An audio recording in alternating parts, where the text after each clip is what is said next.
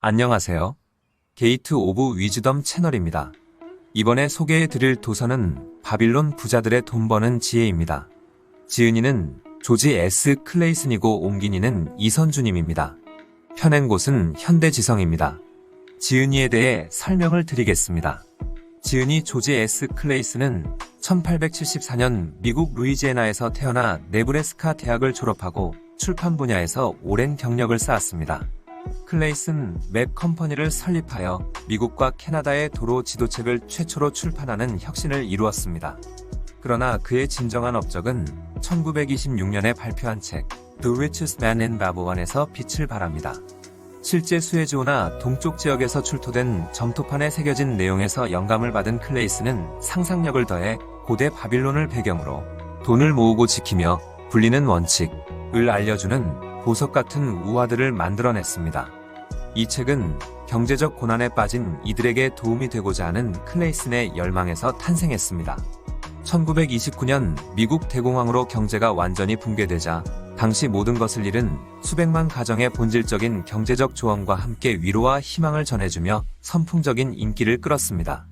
극심한 불안과 절망 속에서도 클레이슨은 자신에게 먼저 투자하라 는 유명한 문구를 만들어낸 것으로도 유명한데, 이는 소득의 10%를 저축하라는 원칙을 강조한 것입니다. 또한 빚을 조심하라는 조언, 투자의 중요성 그리고 지속적인 학습과 자기개발의 필요성 등을 이해하기 쉬운 우화 안에 모두 녹여냈습니다. 클레이슨의 책은 단순한 재테크 지침서가 아닙니다. 부와 인생에 대한 깊이 있는 통찰을 제공하면서도 독자들에게 새로운 관점과 현실적인 방법까지 제시합니다. 청소년부터 장년까지 두루 쉽고 깊이 읽힐 수 있는 걸작으로 지금까지 40여 개국에서 1000종이 넘는 판본으로 출간되었고 수억 명에 이르는 사람들의 인생에 큰 영향을 끼쳤습니다. 그의 메시지는 시대를 초월하여 지금도 많은 이들에게 영감을 주고 있습니다. 그럼 책 속으로 들어가 보겠습니다. 부자가 되는 7가지 비결. 사람들은 여전히 바빌론의 찬란함과 엄청난 부에 대해 이야기한다. 엄청난 보물로 가득했던 가장 풍요로운 도시였다는 바빌론의 명성은 시대를 뛰어넘어 지금까지 이어져 내려오고 있다. 하지만 바빌론이 언제나 풍요로웠던 건 아니다. 바빌론의 번영은 그 백성들의 지혜에서 비롯되었다. 그들은 어떻게 부자가 되는지를 터득했던 것이다. 위대한 왕 사르곤이 적국 엘람을 물리치고 개선했을 때 그는 심각한 위기에 직면했다.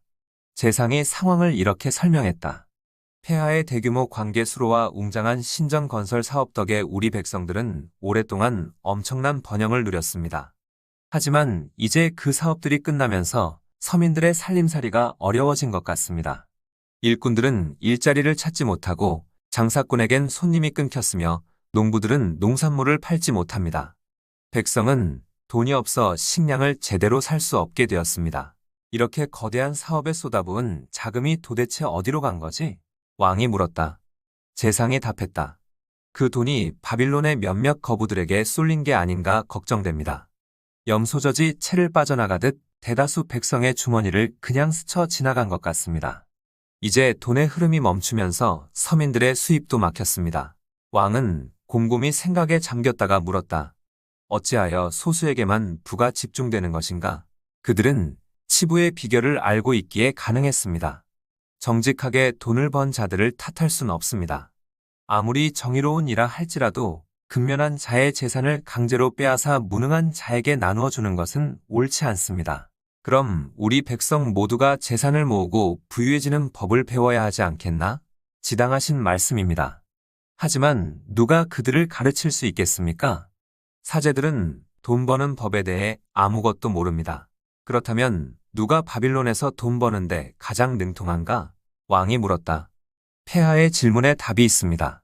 누가 바빌론에서 가장 많은 재산을 모았습니까? 말 한 번 잘했네. 나의 유능한 재상.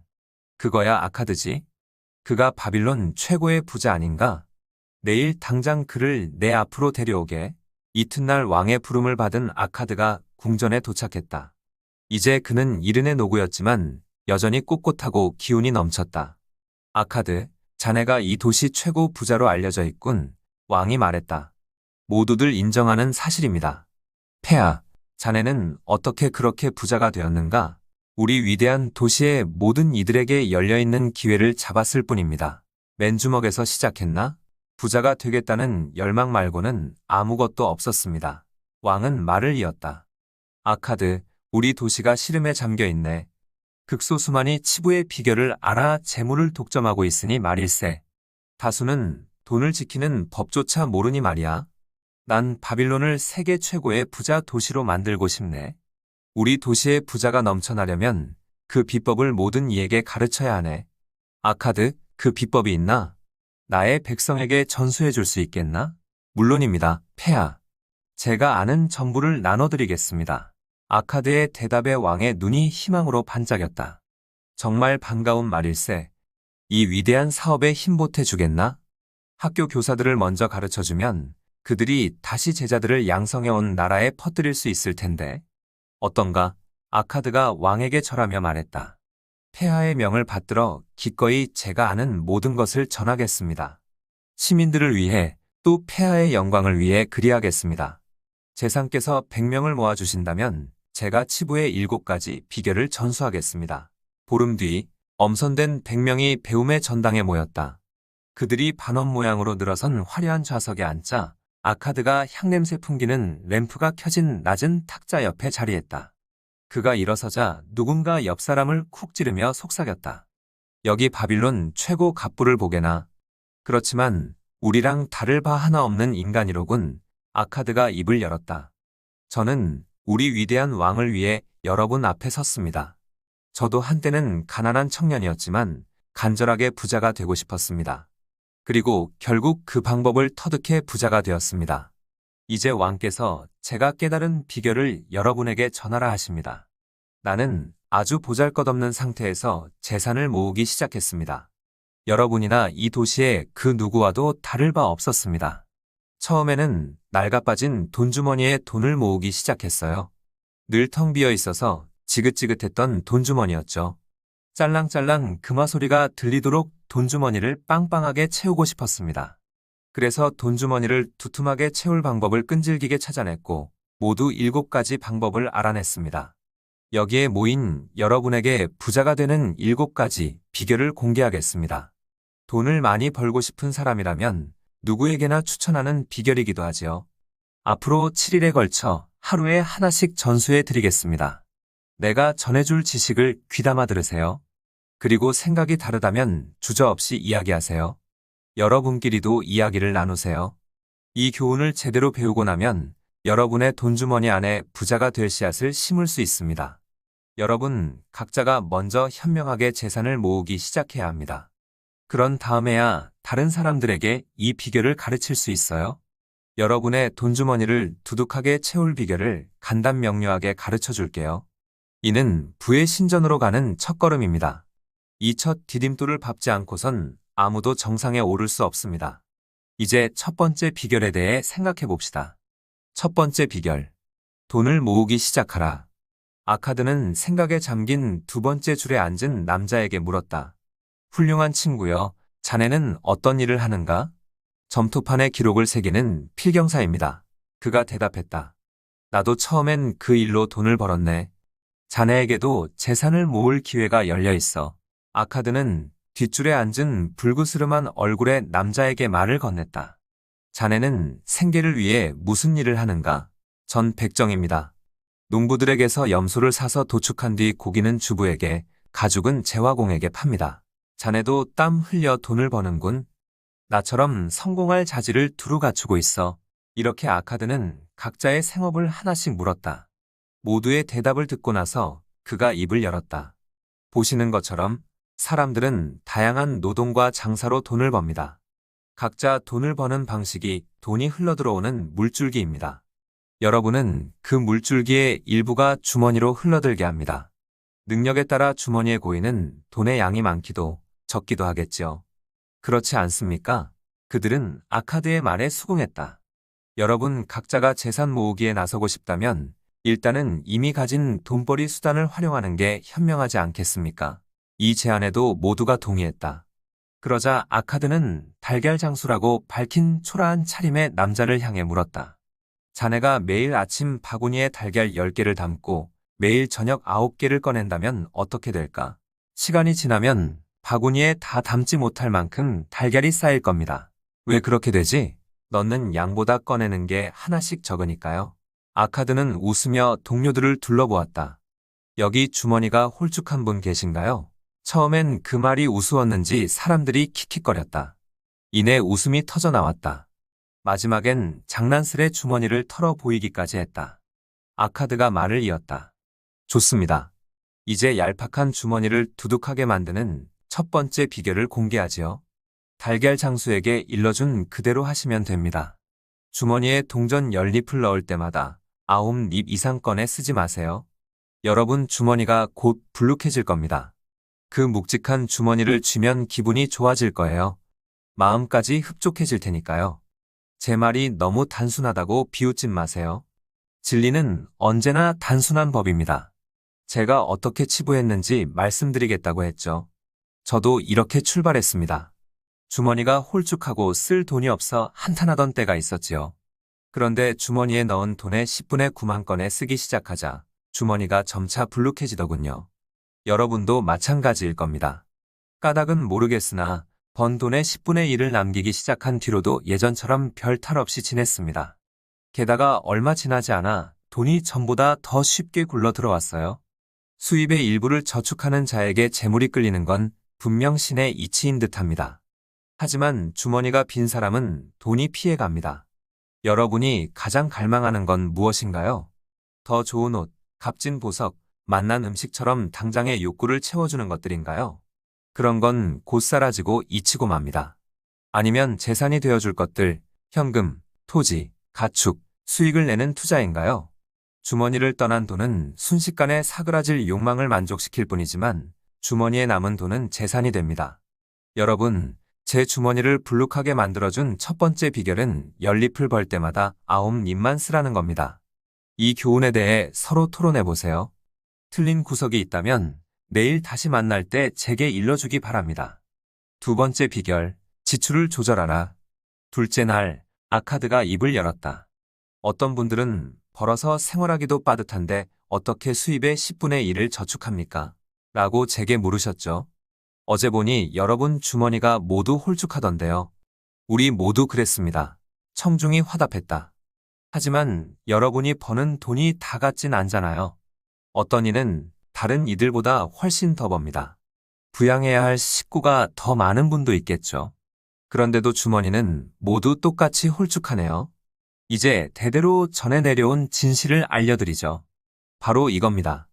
우리가 필수 지출이라 부르는 돈은 의식적으로 억제하지 않는 한 수입이 늘어날 때마다 덩달아 불어납니다. 필수품과 사치품을 혼동하지 마세요. 여러분과 가족 각자에게는 현재의 수입으론 다 채우지 못하는 욕망이 있기 마련입니다. 그것을 그대로 내버려두면 그 욕망을 채우느라 버는 돈을 몽땅 쓰고도 모자랄 겁니다. 누구나 끝없는 욕망에 시달립니다. 제가 재산이 많으니 욕망도 다 채울 수 있다고 생각할 수 있을 텐데 오산입니다. 제 시간도, 힘도, 여행할 수 있는 거리도, 먹을 수 있는 음식도, 즐길 수 있는 열정도 한계가 있습니다. 농부가 씨 뿌릴 들판마다 이미 잡초가 무성하듯 인간의 욕망도 거침없이 자라납니다. 욕망은 너무 복잡해서 도저히 다 채울 수가 없습니다. 여러분의 일상을 꼼꼼히 살펴보세요. 비교적 쉽게 줄이거나 없앨 만한 규칙적인 지출이 금방 보일 겁니다. 푼돈이라도 반드시 필요한 데만 쓰는 습관을 들이세요. 그러니 사고 싶은 물건을 하나하나 점토판에 기록하세요. 그중 꼭 필요한 물건들 그리고 여러분 수입의 10분의 9 한도 안에서 살 수 있는 물건을 고르세요. 나머지는 채우지 않아도 후회하지 않을 수많은 욕망 중 일부라고 여기면서 지우세요. 그런 다음 꼭 필요한 지출을 예산으로 잡으세요. 주머니를 불려주는 그 10분의 1은 절대 건드리지 마세요. 소비 충동 대신 돈 주머니를 살찌우겠다는 욕구를 채우세요. 예산대로 살려고 노력하고 도움이 되도록 예산을 수정해 나가세요. 예산을 길잡이 삼아 주머니를 두둑하게 만드세요. 이때 붉은색과 금색이 어우러진 장포를 입은 이가 일어나 말했다. 전 자유인입니다. 우리에게는 인생의 즐거움을 누릴 권리가 있다고 봅니다. 그래서 어디에 얼마를 써야 한다는 예산의 노예가 되고 싶지 않아요. 그러다간 재미는 싹 사라지고 집 나르는 당나귀 신세가 될 테니까요. 아카드가 그에게 물었다. 자네 예산은 누가 짜나? 제가 직접 짜지요. 그가 대꾸했다. 아카드는 이에 대해 다음과 같이 설명했다. 당나귀라면 사막을 가로지를 때 보석, 양탄자, 육중한 금괴를 짐에 싣겠나? 아니지. 생존에 필수적인 건초, 곡식, 물통을 준비할 것일세. 이처럼 예산을 짜는 것은 삶에 있어 필수 불가결한 일이라네. 예산이 있으면 주머니 불리기에 도움이 된다네. 예산 안에서 필수품을 사고 형편이 허락하는 선에서 다른 욕구도 충족시킬 수 있지. 또한 예산 덕분에 충동구매를 자제하고 소중한 꿈을 실현할 돈을 모을 수 있고 어두운 동굴에 새어들어온 한 줄기 빛처럼 예산은 자네의 재정 상태를 환히 비출 걸세. 예산을 통해 지출을 통제하면 불필요한 데 돈을 쓰지 않고 가장 확실하고 보람찬 목적에 돈을 쌓을 수 있지. 그러니 현명하게 예산을 세워 실천하는 것이 무엇보다 중요하네. 아카드는 고개를 돌려 학생들에게 예산 수립의 요령을 일러주었다. 이것이 얇은 주머니를 두둑하게 만드는 두 번째 비결입니다. 먼저 생활의 필수적인 지출을 예산에 편성하고 그 다음으로 삶의 즐거움을 위해 꼭 필요한 지출을 반영하세요. 이렇게 하면 수입의 10분의 9 이하로 지출을 관리하면서도 충분히 만족스러운 삶을 살 수 있습니다. 세 번째 비결. 돈을 불려라. 셋째 날, 아카드가 청중에게 말했다. 여러분의 얄팍하던 주머니가 부풀어 오르고 있군요. 여러분은 수입의 10분의 1을 꾸준히 저축하는 훈련을 했습니다. 늘어나는 재산을 지키려고 지출도 절제했죠. 이제 그 돈을 불려나갈 방도를 궁리해 봅시다. 주머니에 돈을 쌓아두는 건 뿌듯하고 만족스러운 일이에요. 하지만 그 돈이 스스로 돈을 버는 건 아닙니다. 우리가 번 돈 일부를 모으는 것은 부자가 되는데 시작일 뿐이에요. 돈이 돈을 벌어야 재산이 불어납니다. 그렇다면 우리가 차곡차곡 모은 돈을 어떻게 투자해야 할까요? 저의 첫 투자는 실패로 끝났습니다. 이 얘기는 나중에 하기로 하죠. 방패공 아가르에게 돈을 빌려주면서 처음 수익을 냈어요. 그는 방패 사업을 위해 매년 바다를 건너온 구리를 한가득 샀어요. 늘 구리 살 돈이 모자라 여유자금이 있는 이들에게 빌렸답니다. 믿음직한 사람이었어요. 빌린 돈으로 방패를 만들어 팔고 후한 이자를 얹어 갚곤 했으니까요. 제가 그에게 돈을 댈 때마다 그는 이자까지 붙여서 빌린 돈을 갚았죠. 제 돈도 불었지만 이자 수입도 꾸준히 늘어갔어요. 원금과 이자가 고스란히 제 주머니로 돌아오는 게 가장 기뻤습니다. 여러분, 사람의 부는 주머니에 얼마나 많은 돈을 넣어두느냐로 결정되지 않아요. 오히려 그가 버는 돈, 끊임없이 그의 주머니를 채우는 수입원이 있느냐로 결정되죠. 누구나 그런 수입원을 갖고 싶어 해요. 일하거나 여행을 가도 꾸준히 돈이 벌리면 좋겠다고들 생각하잖아요. 나는 수익성 높은 자산을 확보했어요. 그 수입이 너무 많아 사람들이 나를 큰 부자라고 부릅니다. 아가르에게 돈을 빌려주면서 수익성이 좋은 투자에 대해 처음 배웠어요. 이 경험에서 얻은 지혜로 자금이 불어나자 대출과 투자 규모를 점차 늘렸어요. 처음엔 수입원이 많지 않았지만 갈수록 더 많은 곳에서 돈이 흘러들어와 황금빛 물줄기를 이루더군요. 어떻게 써야 할지 고민될 지경이었어요. 보잘것없는 수입으로 출발했지만 이제 날 위해 일하는 황금노예가 얼마나 많은지 보세요. 저마다 돈을 벌어오고 그 돈이 다시 돈을 법니다. 그들과 그 자식들, 그리고 자손들이 대대로 저를 위해 뛰고 있어요. 그들이 힘을 모아 버는 수입이 어마어마하죠. 돈이 돈을 버는 위력은 실로 대단합니다. 이게 바로 복리의 마법이에요. 현명한 투자가 자금을 얼마나 빨리 불릴 수 있는지 사례를 들어볼게요. 어떤 농부가 첫 아들을 얻자 대금업자에게 은하 연립을 맡기며 아들의 20살 생일 때까지 불려달라고 부탁했어요. 대금업자는 4년에 한 번씩 25%의 이자를 붙여주기로 합의했죠. 농부는 아들 앞으로 떼어둔 돈인 만큼 이자를 원금에 보태달라고 요청했어요. 아들이 20이 되자 농부가 대금업자를 찾아가 맡겨놓은 은하에 대해 물었어요. 대금업자는 농부가 맡긴 돈이 복리로 늘어났기 때문에 원래 연립이었던 은하가 30.52% 늘어났다고 대답했어요. 농부는 매우 기뻤어요. 하지만 당장 아들에겐 그 돈이 필요치 않아 대금업자에게 계속 맡겼죠. 아들의 50살 생일, 아버지는 세상을 떴고 아들은 대금업자에게서 은하 167잎을 건네받았습니다. 이자 덕에 투자금이 50년 만에 거의 17배로 불어난 거예요. 이것이 홀쭉한 주머니를 두둑하게 만드는 세 번째 비결입니다. 들판에 양떼가 새끼를 낳듯 돈이 돈을 낳게 하세요. 여러분 주머니로 꾸준히 흘러드는 자금줄을 만들어 수입 증대에 힘써보세요. 네 번째 비결. 원금을 잃지 않고 지켜라. 넷째 날, 아카드가 또 강연을 시작했다. 눈에 띄고 반짝이는 것에 현혹되면 불운에 빠지기 쉽습니다. 주머니 속에 있는 돈을 굳건히 지키지 않으면 잃어버립니다. 신이 큰 재물을 맡기시기 전 작은 것부터 지키는 법을 배워야 해요. 돈을 가진 사람이라면 누구나 큰 돈을 벌 수 있을 것 같은 투자 기회에 솔깃해집니다. 그런 투자에 열을 올리는 친구나 친척이 함께 투자하자며 열심히 꼬시기도 하죠. 투자의 첫 번째 철칙은 원금을 잃지 않는 겁니다.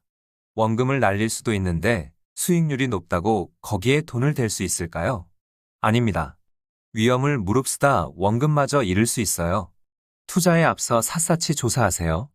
안전하게 회수할 수 있다고 확신할 때만 투자하세요. 단숨에 부자 되겠다는 어리석은 욕심에 눈이 멀어 곁길로 새지 마세요. 누구에게 돈을 빌려주기 전엔 먼저 그의 상환 능력과 평판, 신용도를 확인하세요. 그러지 않으면 여러분이 고생해서 번 재산을 모르는 사이에 그에게 갖다 바치는 꼴이 됩니다. 어떤 분야에 투자하든 뒤따를 위험부터 먼저 가늠해야 합니다. 나의 첫 투자는 당시엔 비극이었습니다. 1년 동안 열심히 모은 돈을 벽돌공 아즈무르에게 맡겼어요. 그는 배 타고 먼 곳에 가서 페니키아의 진귀한 보석을 사오겠다고 했죠. 돌아와 보석을 팔아 수익을 나누기로 했는데 알고 보니 페니키아 사기꾼이 유리 조각을 보석이라며 팔았더군요. 결국 맡긴 돈을 다 잃고 말았어요. 지금 생각해보면 벽돌장이에게 보석을 사오라 맡긴 게 얼마나 어리석었는지 바로 알겠지요. 그러니 내 경험을 교훈 삼아 말씀드립니다. 자신의 판단력만 믿고 위험한 투자에 뛰어들지 마세요. 돈을 다루면서 수익을 낸 경험이 많은 투자 전문가와 의논하는 게 훨씬 낫습니다. 그들에게 조언을 구하는 건 어렵지 않아요. 그 조언은 여러분이 투자하려던 금액만큼의 값어치가 있다고 할 수 있어요. 듣지 않았다면 그 돈을 통째로 날릴 수도 있었으니까요. 이것이 얇은 주머니를 두둑하게 만드는 네 번째 비결입니다. 주머니를 채운 다음엔 지키는 게 무엇보다 중요하거든요. 원금이 안전하고 원할 때 회수할 수 있으며 적정 수익을 올릴 만한 곳에만 투자해 손실을 피하고 재산을 지키세요. 현명한 이들과 의논하고 전문가의 조언을 구하세요. 그들의 지혜를 빌려 위험한 투자는 멀리하고 돈을 지키기 바랍니다. 다섯 번째 비결, 집을 장만하라. 아카드가 다섯째 날 강의를 시작했다. 생활비로 수입의 10분의 9를 떼어놓고도 그중 얼마를 추가로 투자해 수익을 올릴 수 있다면 행복을 해치지 않으면서 재산을 더 빨리 불릴 수 있습니다. 바빌론에 너무 많은 이들이 누추한 집에서 가족을 부양합니다. 비싼 집세에 시달리면서도 아내가 꽃을 가꿀 공간조차 없을 정도입니다. 아이들이 뛰놀 곳이라곤 더러운 골목밖에 없어요. 아이들의 놀이터, 아내의 심신을 밝혀줄 꽃밭, 가족의 식탁을 채워줄 채소밭 같은 땅이 없다면 그 어떤 가정도 삶을 충분히 누릴 수 없습니다. 자기 집 나무에서 딴 무화과, 직접 기른 포도를 맛보는 기쁨이란 자기 집을 갖고 자긍심 있게 가꾸면 자신감이 솟아 다른 일에도 매진하게 됩니다. 그러니 누구라도 내 집 마련을 위해 분발하라 권하고 싶습니다. 이는 단순히 재산을 늘리는 것이 아니라 삶의 근간을 다지는 일입니다. 부지런히 노력하면 가족이 편히 쉴 보금자리를 얻는 건 불가능한 꿈이 아닙니다. 우리의 위대한 왕께서 영토를 크게 넓혀 이젠 집 지을 땅이 많아졌어요. 그 땅을 꽤 괜찮은 가격에 살 수 있지 않을까요? 게다가 여러분, 대금업자들은 가족을 위해 터전을 마련하려는 이들에게 기꺼이 돈을 빌려줍니다. 여러분이 집 마련에 필요한 자금 중 상당 부분을 마련했음을 보여주면 건축비도 어렵지 않게 빌릴 수 있습니다. 집을 짓고 난 후에 갚아나갈 금액은 임대료와 크게 다르지 않아요. 매달 갚아나가면 대출금은 줄고 몇 년 지나면 모두 갚을 수 있어요. 그렇게 값진 자산을 온전히 소유하게 되면 기쁨이 넘쳐납니다. 이제 왕에게 세금만 바치면 되니까요. 여러분의 현숙한 아내는 강가에서 빨래하는 횟수가 더 잦아질 것이고 돌아올 땐 물이 가득 담긴 염소가죽 자루를 들고 와 꽃과 채소에 부을 거예요. 보다시피 자기 집을 갖는 건 여러모로 큰 혜택이 됩니다. 월세를 절약하니 생활비가 크게 줄어요. 벌어들인 돈으로 더 많은 것을 누릴 수 있게 됩니다. 단순한 재정적 이득을 넘어 가족의 안정과 행복, 그리고 더 나은 미래를 위한 투자입니다. 여러분의 집을 마련하세요. 이것이 주머니를 두둑하게 만드는 5번째 비결입니다. 6번째 비결, 노년이나 가장이 사망할 때를 대비하라. 아카드는 6째 날에도 가르침을 이어갔다. 모든 이는 젊음에서 노년으로 나아갑니다. 이것이 인생의 자연스러운 흐름이에요. 신임 없이 일찍 데려가지 않는 한 그 여정에서 벗어날 수 없습니다. 그러니 노년에도 적정한 수입을 얻도록 가장이 먼저 세상을 떠날 때 남은 가족이 곤란에 처하지 않도록 대비해야 합니다. 이 교훈을 익히면 세월이 흘러 정신력이 쇠해져도 돈 걱정은 덜 수 있을 겁니다. 미래를 위한 준비는 단순히 돈을 모으는 것이 아니라 삶의 질을 유지하기 위한 필수적인 과정입니다. 부자의 법칙을 깨우치고 점점 더 많은 재물을 모으는 사람이라면 앞날을 내다봐야 해요. 확실히 투자하고 준비해서 오랜 세월 안정되게 버틸 만한 계획을 세워야 하죠. 그래야 현명한 계획을 세우기 힘든 노년에도 근심이 없을 테니까요. 미래를 튼튼히 준비하는 방법은 다양합니다. 아무도 모르게 재물을 감춰둘 수도 있겠죠. 그러나 아무리 교묘히 숨겨도 도둑 맞을 위험이 있습니다. 그래서 나는 이 방법을 추천하진 않습니다. 앞날을 위해 집이나 땅을 사둘 수도 있어요. 쓸모있고 가치가 오를 만한 집이나 땅을 현명하게 고르면 세월이 흘러도 가치가 떨어지기는커녕 수익을 내거나 비싸게 팔 수 있을 거예요. 대금업자에게 약간의 돈을 맡겨 불려나가게 할 수도 있죠. 원리금을 굴려 눈덩이처럼 늘릴 수 있어요. 복리의 마법이죠. 구두장인 안산이란 친구가 있는데 얼마 전 그가 8년간 매주 은하 2닙씩 대금업자에게 맡겼다더군요. 며칠 전 대금업자가 그에게 불어난 금액을 알려줬는데 엄청 기뻐하더라고요. 4년마다 25%의 이자가 붙어 어느새 1040립이 됐다네요. 전 그에게 계속 맡기라고 강력히 권했어요. 12년간 매주 2닙씩 꾸준히 맡기면 대금업자가 돌려줄 금액이 내 계산으로는 약 4000립쯤 된다고 했죠. 그 정도면 노후를 걱정하지 않아도 되니까요. 적은 돈이라도 꼬박꼬박 부으면 놀라운 결실을 거둘 수 있듯 수입 규모와 무관하게 누구라도 노년과 가장의 사후를 대비해 남겨질 가족을 보호할 수 있어요. 이 주제에 대해 더 말씀드리죠. 언젠가 슬기로운 이들이 가장의 죽음에 대비하는 보험을 만들 거라 믿어요. 여럿이 정기적으로 조금씩 돈을 내서 적자는 돈을 모은 뒤 가장을 잃은 유족에게 전해주는 거죠. 참 바람직하고 적극 추천할 만한 방식이에요. 하지만 창시자나 운영자가 세상을 떠나도 지속되려면 왕위처럼 안정적인 체계가 필요한데 아직 그런 제도는 없어요. 멀지 않은 장래에 그런 보험이 생겨 많은 사람에게 혜택을 줄 거예요. 여러 사람이 미리 조금씩 모으면 가장을 잃은 가정이 상당히 큰 돈을 받아서 생활할 수 있으니까요. 그러나 아직은 그런 제도가 없으니 당장 활용할 수 있는 수단과 방법으로 앞날을 도모해야 합니다. 노년의 주머니가 바닥나지 않도록 슬기롭게 방도를 강구하세요.